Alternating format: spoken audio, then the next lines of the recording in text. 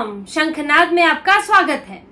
महाविकास अघाड़ी की seat sharing को लेकर हुई पहले दिन की बैठक में ही तीनों दलों में झगड़ा हो गया और झगड़ा ऐसा कि अब अघाड़ी के ये गठबंधन दल एक दूसरे के साथ दिखना नहीं चाहते। इनमें सबसे ज्यादा उद्धव ठाकरे की नाराजगी है, क्योंकि उनकी परेशानी भी सबसे बड़ी है, क्योंकि कांग्रेस मुंबई की सीटों को लेकर अड़ी हुई है और इससे उद्धव ठाकरे को सबसे बड़ा नुकसान हो रहा है। कांग्रेस का अड़ियल रुख इस पहले दिन की बैठक में भी दिखा, जहां कांग्रेस ने मुंबई की सीटों पर और कुछ खास तौर से कुछ 5-6 सीटें ऐसी हैं जिन पर कांग्रेस पीछे हटने को तैयार नहीं है और उद्धव ठाकरे भी मुंबई में अपना आधार कमजोर नहीं करना चाहते हैं। और इसी के चलते उद्धव ठाकरे ने कांग्रेस के विरोध प्रदर्शन में शामिल होने से इनकार कर दिया है। 3 दिनों की बैठक होनी थी, पहले दिन की बैठक हुई और दूसरे दिन कांग्रेस ने एक विरोध प्रदर्शन का आयोजन किया है, क्योंकि जो राहुल गांधी को लेकर शिवसेना नेता संजय गायकवाड़ ने एक आपत्तिजनक बयान दिया था, उसके विरोध में ये प्रदर्शन किया जाएगा। राहुल गांधी के आरक्षण खत्म करने से जुड़े हुए बयान पर संजय गायकवाड़ ने जैसा आपत्तिजनक बयान दिया, जीप काटने वाला, मार देने वाला, इसका समर्थन नहीं किया जा सकता किसी भी तरह से। लेकिन जो उद्धव ठाकरे हैं, उन्होंने ये कहा है कि हम इस बयान का समर्थन तो नहीं करते, इसका विरोध करते हैं, लेकिन हम कांग्रेस के साथ विरोध प्रदर्शन में शामिल नहीं होंगे, कांग्रेस के साथ खड़े नहीं होंगे। और उद्धव ठाकरे ही नहीं बल्कि पवार ने भी कहा है कि वो इस विरोध प्रदर्शन का हिस्सा नहीं बनेंगे। हालांकि उद्धव और पवार दोनों के कारण अलग अलग हैं, अलग अलग कारणों से वो कांग्रेस के साथ नहीं दिखना चाहते और इन कारणों पर भी बात करेंगे। पवार क्या रणनीति बना रहे हैं और उद्धव ठाकरे की किस तरह की नाराजगी है, इस पर बात करेंगे। लेकिन पहले आप ये जान लीजिए कि अचानक सीट शेयरिंग के बीच में कांग्रेस ने विरोध प्रदर्शन क्यों रखा है। कांग्रेस ने राहुल गांधी को लेकर जो बयान दिया गया है, इसका विरोध प्रदर्शन बाद में भी हो सकता था, 3 दिन की सीट शेयरिंग के बाद भी हो सकता था, लेकिन कांग्रेस इस बीच में, क्योंकि वो उद्धव ठाकरे पर खासतौर से दबाव बनाना चाहती है, शरद पवार पर भी, क्योंकि वो भी कुछ सीटों की मांग कर रहे हैं, तो कांग्रेस ऐसे में अपने आप को एक बड़ा दल दिखाना चाहती है, एक लोगों के बीच में इस तरह की छवि बनाना चाहती है, ताकि सीट शेयरिंग को लेकर जो है ये दोनों दल भी दबाव में रहें और जनता के बीच एक मैसेज आए। कांग्रेस शरद पवार और उद्धव ठाकरे को अपने अगल बगल खड़े रखकर एक बड़ी पार्टी दिखना चाहती है। कांग्रेस इस वक्त बीजेपी को चुनौती दे रही है, बीजेपी के बराबर सीटें चाहती है और उसकी कोशिश ये है कि उद्धव ठाकरे मेरे पीछे दिखे, शरद पवार मेरे पीछे दिखे और मैं बीजेपी को चुनौती देते हुए बीजेपी का विकल्प के तौर पर कांग्रेस नजर आए। और राहुल गांधी को लेकर जो बयान दिया गया, तो कांग्रेस इसको भुना रही है, इसका पूरा फायदा उठा रही है और इसीलिए दोनों दलों को इसमें शामिल होने के लिए कहा गया है कि जैसे राहुल गांधी पिछली बार आए थे रैली में अपना भाषण देने के लिए, वैसे ही जब उसमें शरद पवार शामिल हुए, उद्धव नहीं आए थे, तो कांग्रेस की पूरी कोशिश ये थी कि ये दिखाना कि राहुल गांधी के नेतृत्व में अघाड़ी जो है चुनाव लड़ रहा है, जबकि अघाड़ी में ऐसा किसी एक का नेतृत्व नहीं है। और लेकिन कांग्रेस की यही कोशिश है कि खुद को सबसे बड़ा भाई दिखाना। और ये बात उद्धव ठाकरे भी समझते हैं और शरद पवार भी समझते हैं। शरद पवार पिछली बार तो राहुल गांधी के साथ रैली में चले गए जब राहुल गांधी आए थे सांगली में, लेकिन इस बार उन्होंने इनकार कर दिया, इस बार वो नहीं गए।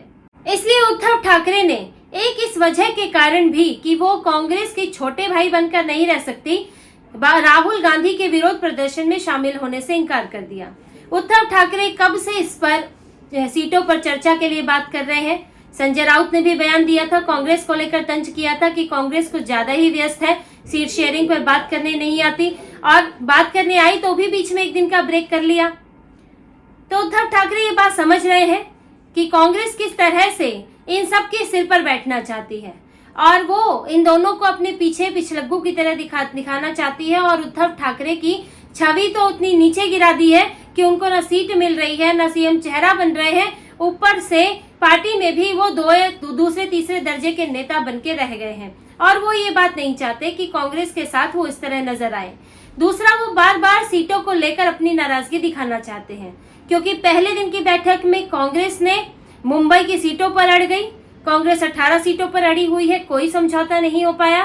तो उद्धव ठाकरे ने फिर अपनी नाराजगी दिखाई और इस बार जाने से मना कर दिया। इससे पहले उद्धव ठाकरे तब मना कर चुके हैं जब सांगली में राहुल गांधी आए थे, तो वो एक रैली हुई थी। उस रैली में कांग्रेस तो चाहती थी दोनों आए, लेकिन उद्धव ठाकरे ने न्योता मिलने के बाद भी मना कर दिया, क्योंकि वो सीएम के चेहरे के लिए कोशिशें कर रहे थे। राहुल गांधी से दिल्ली में मिलकर आए थे, राहुल गांधी ने उनको खाली हाथ लौटा दिया, उनकी एक नहीं सुनी गई। वो गिड़गिड़ाए, सोनिया गांधी से भी गिड़गिड़ाए। सोनिया गांधी ने तो फोटो तक बाहर आने नहीं दी उद्धव ठाकरे से मिलने की। तो अब आप देखिए, उद्धव ठाकरे जो है कांग्रेस से पूरी तरह निराश है। राहुल ने उनकी बात सुनी नहीं, तो वो राहुल गांधी की रैली में नहीं गए। और अब भी जब सीट शेयरिंग पर पहले दिन की बात नहीं बनी, तो उन्होंने विरोध प्रदर्शन पर आने से मना कर दिया। जबकि ये क्या समय है, ये समय है चुनाव का। 1 महीने बाद चुनाव होना है महाराष्ट्र में, तब तो अघाड़ी को एकजुट एक साथ दिखना चाहिए था, तीनों को हर बात पे एक साथ होना चाहिए था। लेकिन ये अंदरूनी ही दौड़ लगी है कि मैं सबसे बड़ा, मैं सबसे बड़ा और मैं सबसे बड़ा।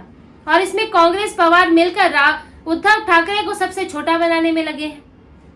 तो उद्धव ठाकरे ने सबसे पहले तो कांग्रेस को अपनी नाराजगी दिखाई है कि अगर आप इस तरह से सीटों पर अड़े रहेंगे तो फिर आप अकेले ही दिखिए, आपको हमारा समर्थन, हमारा वोट नहीं मिलेगा। तो यहाँ उन्होंने इस बात के लिए, वो पवार के कारण अलग है तो उद्धव ठाकरे के कारण ये अलग है, वो इस वजह से नाराजगी है। पवार की नाराजगी सीटों को लेकर नहीं है। पवार बहुत ही, शरद पवार तो शातिर नेता है ही, उन्हें पता है कि उनकी सीटों का समीकरण तो लगभग बैठ चुका है कांग्रेस के साथ। यह झगड़ा तो कांग्रेस और उद्धव में है कि उद्धव को कितना दबा सके। और शरद पवार, लेकिन इस बीच वो ये भी नहीं चाहते कि कांग्रेस उनका फायदा उठा पाए।